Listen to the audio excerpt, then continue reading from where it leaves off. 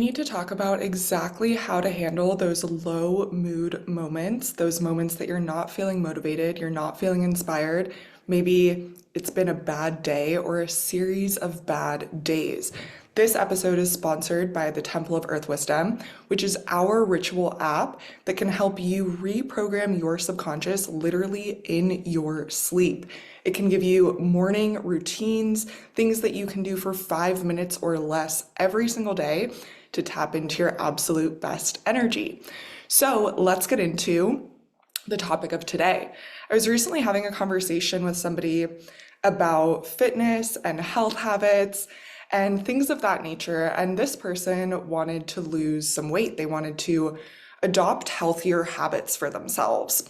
And they were asking me what it's like to be someone that is so disciplined, that has those healthy habits, that consistently exercises and works out. And they were sharing with me all of the assumptions that they had. They told me that you probably feel amazing every single day. You probably never struggle with motivation. You probably never struggle with inspiration or discipline. And you probably just feel great while you're exercising before, during, and after. And they were really shocked to learn that that is actually not the case. That's not the case at all. And that is the power of discipline and devotion. It's being able to show up for yourself and show up for the habits that you know are going to put you in your best energy and in your highest timeline, even after the feeling of inspiration and motivation has left you. This is what commitment is. And I feel like in our Western society, people really fear commitment and we fear discipline, we fear commitment. And so often that makes complete sense. That's where healing and manifestation go hand in hand.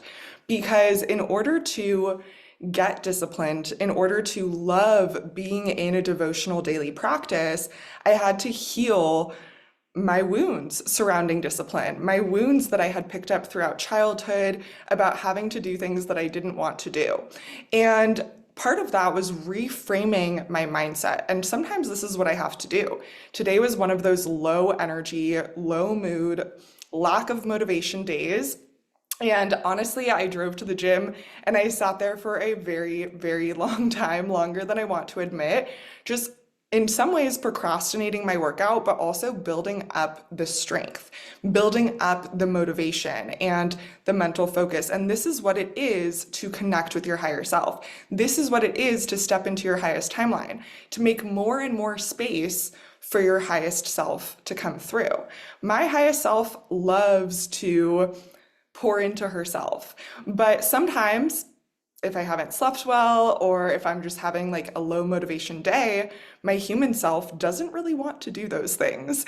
And so I get to take that time energetically to do like a little internal parts integration. I'm having a little inner conflict. That's what that procrastination is all about. Another thing that can really contribute to our lack of inspiration is I've noticed a pattern that whenever I find myself feeling uninspired or feeling scared to start, because lack of inspiration is kind of like fear in disguise, there's also another emotion that's deeper in there, that's in disguise and layered in, which is insecurity. When we feel confident in ourselves, we can take steps forward even though we're not feeling super motivated or super inspired. And I reminded myself of that this morning when I was sitting in the car, just kind of doing my mental gymnastics, looking for that commitment, looking for my why, looking for my inspiration. And the sentence that I landed on was, am I able to love myself even when I don't feel motivated? Am I able to accept myself even when I'm not feeling inspired, even when I don't wake up on the right side of the bed? And these low mood and low frequency moments, this is exactly what they're asking us to do. Every single thing is happening for us, even when we're stuck in a low mood or we're feeling unmotivated for a very, very long time. This is the obstacle. This is the challenge that our soul has signed up for in order for us to overcome so that we can fuse with our highest self and with our highest timeline. So it is completely natural to feel unmotivated. It's completely natural to find yourself in mood swings, especially as a woman. That is like one of the biggest lessons of divine feminine healing is no longer holding yourself to a standard of being robotic and feeling the same every single day and operating the same every single day. It is completely natural as a human being to be a human being. And human beings operate on different cycles. We are energetic beings. We have our mind, our body, our soul, and our 12 layers of our auric field. So there's so many different parts of us that are being affected by subtle energies, et cetera, et cetera. And it is so natural to have days that you feel more grief or more sadness, or certain days that you're feeling more unmotivated, or days that you're feeling more inspired and lighter. This is what it is to be human. And the self-love journey, or the journey of getting on your highest timeline, feeling like your healthiest self, lowering your cortisol, healing your nervous system, all of these things requires asking ourselves that very sacred and divine question. Am I willing to show up for my future self, for my best self, for my goals, even when I don't feel like it? There was a mentor that I worked with many, many years ago, and this mentor used to say over and over and over the same line, which is commitment is showing up even after the feeling that you made that commitment in has left you. This is what commitment is. And I know that all of us are very capable of being committed to certain things, but we might need to clear out some energy in order to be mentally ready to be like, yes, I am capable of stepping into my best self. I am capable of taking those steps, even when I don't feel like it, even when it feels scary, even when I'm feeling insecure, even when I literally just want to stay in bed. And what I've found is the most difficult thing to do is living like this very devotional and disciplined lifestyle. And this is something that if you haven't seen it modeled for you, if this isn't your norm, for me, it wasn't. This is something that I had to go out and adopt for myself. I had to go out and choose habits that are healthy for me, that I didn't see a lot of other people in my reality doing.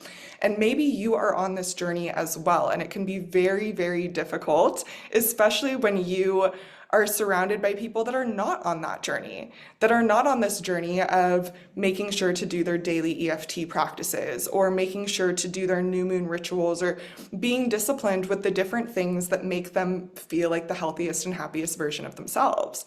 If you are on this journey, then you're in a cycle of clearing out and adopting new. That is what this spiritual journey is. Once we have our first spiritual awakening, it just continues and continues because you become more and more awakened to life around you. And it doesn't have to be scary and it doesn't have to be startling. This is the process. So many grid workers and so many light workers are doing exactly that. We are in a journey. Whether you realize that you're a grid worker, a light worker, or not, if you found this video, this can be your confirmation that we are, as humans, are in this natural journey of clearing out our old energy from our childhood, old habits, old patterns, old belief systems, old things that are not serving us, old clothes even. I recently just went to a clothing swap. And the more that we clear out, the more that we can welcome in. And what we welcome in, ideally, is in our highest alignment and in our best energy. So this is a process and this is a cycle that we're constantly going through. Every single year we do spring cleaning, we do fall resets. This is a natural process of being a human being. And throughout this process, we get to be disciplined. We get to be disciplined in following our intuition, choosing to be like, yes, I'm gonna do new moon rituals every single month for an entire year and just see how much my life can transform by simply just doing that once a month, right? We get to make that choice. And there's going to be times throughout that journey when we make that choice, when we make a commitment, that we're like, what is even the point of this? Why am I even doing this? Other people in my field are not doing this. This doesn't seem important. We're not feeling inspired. This is natural, and this is where the most learning comes in. It is those moments that we truly feel the lowest that our soul grows the most. Because in those moments, you are able to show yourself how you can show up for yourself. You are able to prove to yourself things that you could never prove to yourself before. It's truly a sacred classroom that the universe puts us in, and there's no way that we ourselves would ever like sign up for that or learn that through a book. We have to learn it through watching and observing how we behave in those low mood, low inspiration, and low motivation moments. So, this is very, very sacred, and I hope that you were able to take some notes and to gain some wisdom here, as well as further connect with your higher self, because we truly are just one practice away or one choice away from a better day. Energetic shifting is possible for us. We can massively transform ourselves and our entire lives by simply reprogramming our subconscious mind, cleansing our energy, and doing rituals that connect us with our best self.